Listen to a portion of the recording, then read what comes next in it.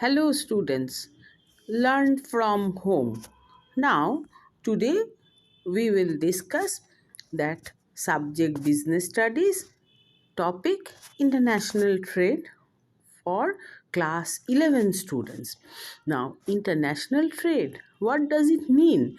It means that trade takes place between nations. It implies buying and selling of goods and services between two or more nations. So, foreign trade creates a very wide market for sale of surplus production of a country. Now, foreign trade arises on account of territorial specialization. A country specializes in the production of those goods for which the country has maximum advantages. Now we will discuss there are different types of foreign trade. You can see from the slide import trade, export trade, entry port trade. Entry port trade means re-export.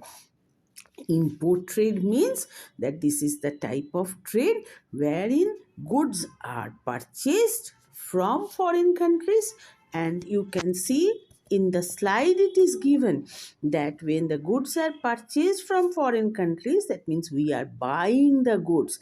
So that red arrow is given that it comes to our country, and whenever it is export trade means that sale of goods to other countries. So in this type of trade, goods are now sold and sent to farms located outside the country.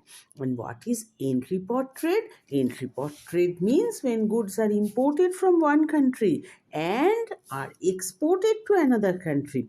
Such a trade is called re-export trade. But why we are doing the foreign trade? Now there are some advantages and disadvantages. Now, what are the advantages of foreign trade? Earning valuable foreign exchange. Now, country when they want to earn foreign exchange, they have to export their goods to other countries. Now that in foreign trade we can see that country can use the maximum available resources. That means foreign trade reduces waste of national resources. It helps each country to make optimum use of its natural resources. Then, because of foreign trade, the country will earn income, and when the income of the country increases, then automatically the standard of living of the people increases. Another thing we can say, the consumers or the customers, they are getting benefit from the foreign trade.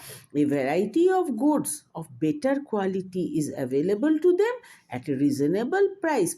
They will have better scope and choice of products of the goods. Now, after foreign trade advantages, we know there are always some disadvantages also. But one important advantage is government earns foreign exchange. That means from the import duty and export duty, government earns foreign revenue. That means that revenue will increase. And what we can see, these advantages, that there are large scale export that discourage the industrial development of importing country. That means it is an adverse effect on economy. Now, because of foreign trade, there was a tendency, what there is a tendency of competition with developed countries. Then sometimes rivalry arises between the developed countries and the developing countries.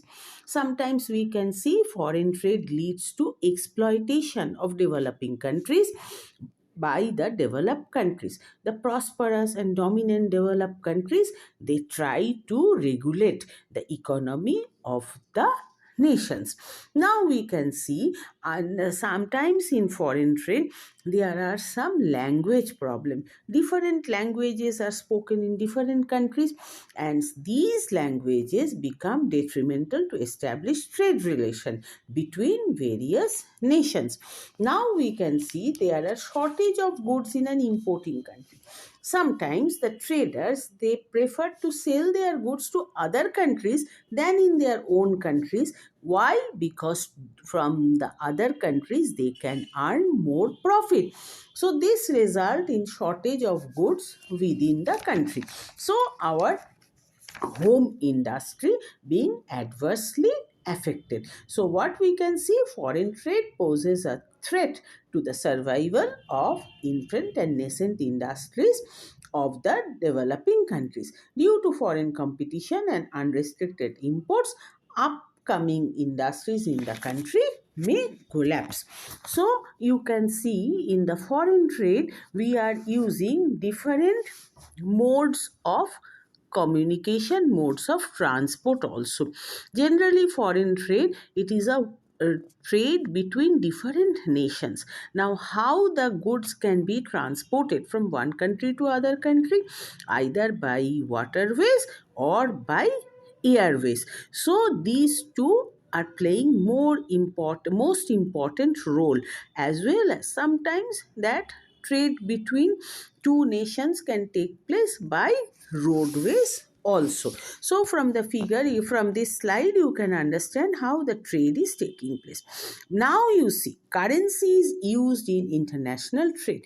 Now different countries, they have different foreign currencies they are using. Now our Indian rupee 100 rupee note will not be used in UK, USA, Canada, China or Japan or any other country. That is why we have to exchange the currency. So I am showing that different currencies of different nations are used in international trade. So